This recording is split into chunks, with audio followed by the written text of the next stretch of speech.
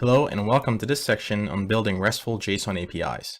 This section will introduce you to some new concepts, but also bring together many of the lessons we've learned so far to help us build API servers, something Go is also well suited for and the path that many developers take into Go programming.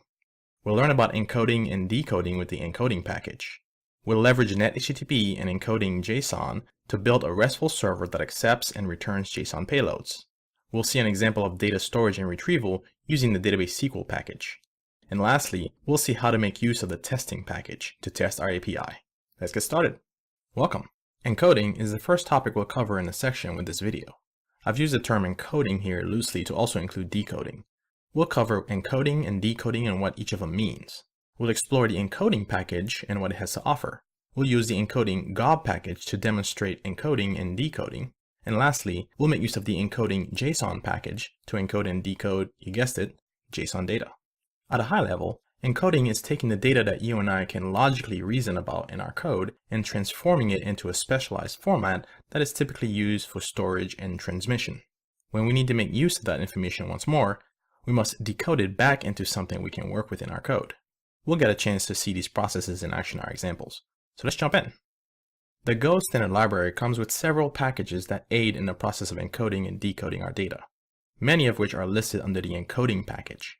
From working with CSVs, XML, JSON, and base64 encoded data to Go's own gob package for transmitting and storing its data structures, we are not short on encoding capabilities in the standard library.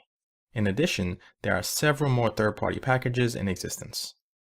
The types that live at the root of the encoding package are interfaces that several of the encoding packages implement. We'll come back to these interfaces soon. Before we start spending the rest of our time with the encoding JSON package, I want us to see the encoding and decoding process in action across two separate entities using the encoding gob package. The encoding gob package is an excellent choice when you have a Go program producing encoded data that another Go program also consumes. In this example, our main function starts out with a static list of proverbs that it would like to encode and store in a proverbs.gob file. To get an encoder from the gob package, we call on new encoder, which accepts an IO writer, an interface that our file satisfies. We then invoke the encode method from our new encoder, passing in the list of proverbs we'd like to encode. If all goes well, we get a proverbs.gob file on the file system. Want to take a look at the file? So do I. Let's use the cat utility for this. Interesting. We can partially see some of our Proverbs text, but this file is certainly not a plain text file. Using my operating system's file utility and asking for the file's MIME type, we can confirm this. So how do we consume this gob encoded file? Let's take a look at our consumer. In this example, our main function opens up the proverbs.gob file and hands it over to a decoder that we obtained from calling on the gob package's new decoder function. Having knowledge of the type we're going to get back from the encoded data, we created a variable to hold the list of proverb values we're expecting. We then pass a reference to that slice to the decoder's decode function, which happily provides us with a list we can iterate over. Let's see if that works. And it does. Pretty cool. There's something wrong though. Can you spot it? Back in the producer, each proverb in our list had an unexported variable called reviewed that was set to true. But when we read the encoded file back on the consumer side, all of those values were false. Was the wrong value read in? Well, actually no. What you're seeing here is the zero value for the reviewed boolean on the consumer side because reviewed wasn't exported at all on the producer side. If we display the contents of our proverbs.gob file once more, we'll notice that there is no indication anywhere that the reviewed field was exported. So then how do we solve this problem? Well, when you need fine-grained control over the encoding and decoding process, like in this case here, you can have that power by having your types implement the interfaces that live at the root of the encoding package. Remember them? To fix our problem, we'll need to implement the interfaces that yield a binary representation of our data. That means the binary marshaller and binary unmarshaller. Let's jump in. This code is virtually the same as the basic producer we had before, with the exception of this new marshal binary function we've attached to the proverb type. Inside of this method, we've devised an arbitrary format we'll use to encode our proverbs.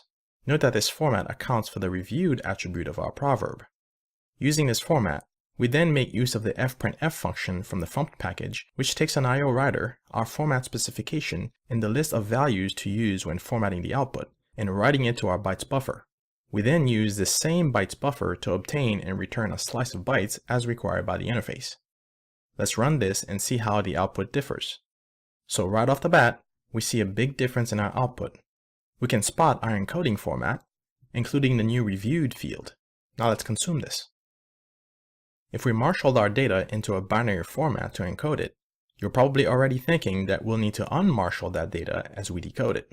That's where the unmarshal binary method comes in. Here too, the consumer is virtually the same, except for the unmarshal binary we've attached to proverb. In it, we're using the fscanf to scan values out of the byte slice argument, according to the exact same format specification we used to encode the data back in the producer side. When we run our program, voila, we get our proverbs data just as we did before, but this time with an accurate reflection of the unexported reviewed attribute. This encoding and decoding process is virtually how most of the encoding packages work, though their implementations will vary, of course.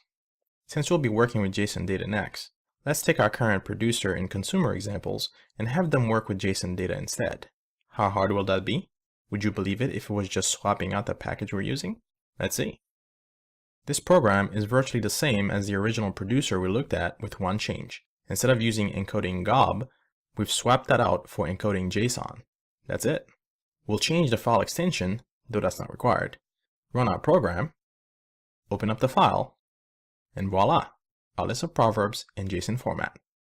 If we check the MIME type as well, it's an ASCII encoded plain text file as we expected. Consuming this data is just as straightforward. We swap out the encoding gob package for encoding JSON, change the file name to load, and run our program. And there it is. There's more to learn about JSON encoding and decoding, as we'll see in the next video, but we'll call it a wrap for this one. We learned what encoding and decoding are, how to use the encoding gob package to encode and decode Go-specific data types, how to leverage some of the encoding package's interfaces to customize the encoding and decoding process, and how to use the encoding JSON package to encode and decode JSON data.